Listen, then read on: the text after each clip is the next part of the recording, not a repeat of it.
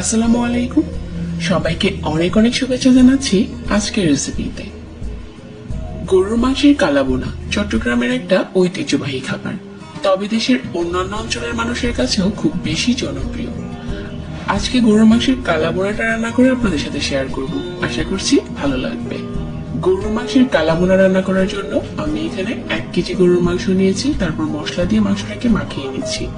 Half চামচ দিয়ে দিলাম হলুদের গুঁড়া, 1 টেবিল চামচ দিয়ে দিচ্ছি মরিচের গুঁড়া, 1 চা চামচ দিয়ে দিলাম ধনিয়ার গুঁড়া, আর 1 চা চামচ জিরার গুঁড়া, 1 চামচ দিয়ে দিচ্ছি গরম মশলার গুঁড়া, 1.5 টেবিল চামচ দিয়ে দিচ্ছি আদা বাটা, 1 টেবিল চামচ রসুন বাটা, 1টার মতো পেঁয়াজ কুচি, আর এখানে 1/4 কাপ পেঁয়াজ বেরেস্তা, আর 1/4 কাপ নিয়ে নিচ্ছি টক দই, 1 টেবিল চামচ সয়া সস নিচ্ছি, আর 1/4 কাপ সরিষার তেল, পরিমাণ মতো লবণ দিয়ে দিচ্ছি, আর এখানে 4-5টার মতো দিয়ে দিচ্ছি এলাচ, 2টা তেজপাতা মাঝখান থেকে ছেড়ে দিয়ে দিলাম, 2 টুকরো দারচিনি দিয়ে দিচ্ছি, 4টার মতো দিয়ে দিচ্ছি লং, আর কয়েকটা গোলমরিচ।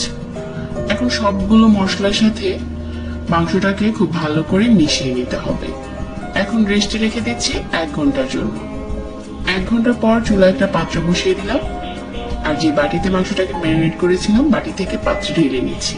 তারপর চুলাটাকে ধরিয়ে দিলাম, আর অল্প আঁচে নেড়ে চেড়ে প্রথমে ঢাকনা দিয়ে ঢেকে দিতে হবে, যাতে করে মাংস থেকে অনেকটা পানি উঠে যায়।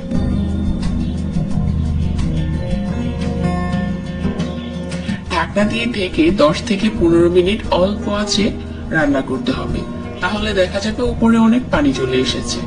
এই পর্যায়ে আবারও ঢেকে দিতে হবে, আর অল্প আছে এইভাবে করে মাংসটাকে খুব ভালো করে কষিয়ে নিতে হবে।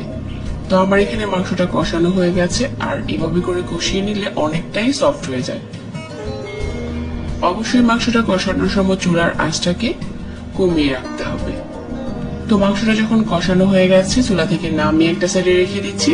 কালাভুনা রান্নার জন্য মাংসে অবশ্যই বাগার দিতে হবে। তারপর 3-4টার মতো দিয়ে দিলাম শুকনো মরিচ, আর হচ্ছে এখানে 1/4 কাপ পেঁয়াজ কুচি, 2-3 কোয়া রসুন সরিষার তেলের সাথে খুব ভালো করে ভেজে নিচ্ছি। যখন ভাজা হয়ে যাবে তারপর হচ্ছে আমি আগে থেকে যে মাংসটা কষিয়ে রেখেছিলাম ওটা ঢেলে দিচ্ছি। এখন অল্প আছে আরো কিছুক্ষণ নেড়ে চেড়ে কষিয়ে নিচ্ছি, আর একটা সময় দেখা যাবে যে মাংসটা কালো হতে শুরু করেছে। এই সময় কিন্তু চুলার আঁচ বাড়ানো যাবে না, তাহলে পুড়ে যাবে। অল্প আছে নেড়ে চেড়ে মাংসটাকে কালো করে নিতে হবে, আর এটাই হচ্ছে কালাবোনা। তো আমাদের কালাবোনা এখন রান্না করা শেষ হয়ে গেছে, আমি চুলা থেকে নামিয়ে নিচ্ছি। তবে এটা কিন্তু খুব বেশি পুড়ে কালো হয়ে যায়নি, আর মাংসটা অনেকটা সফট হয়েছে। আশা করছি আজকের রেসিপিও ভালো লেগেছে প্রতিদিনের মতো।